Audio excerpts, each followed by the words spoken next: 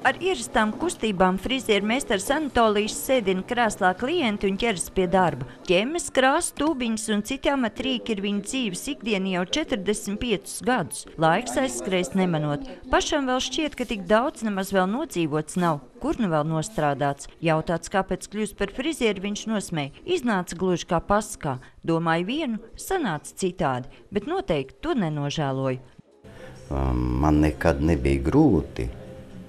Jo es varbūt tās esmu nenormāls, bet mani darbs tā atbalsta, tā tur enerģētiski, morāli, kad es nekad darbā nepiegurstu. Nekad, jo darbs ir mana dzīve.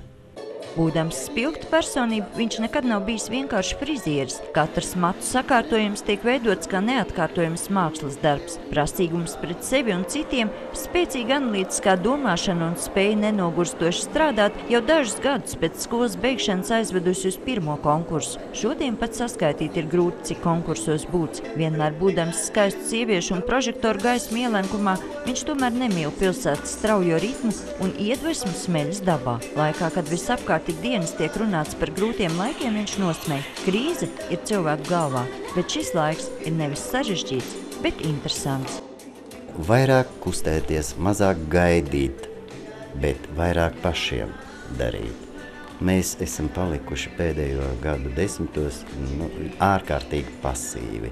Es visus uzsaucu būt enerģiskākiem, domāt par sevīm, domāt par tuviniekiem, mīlēt viens otru.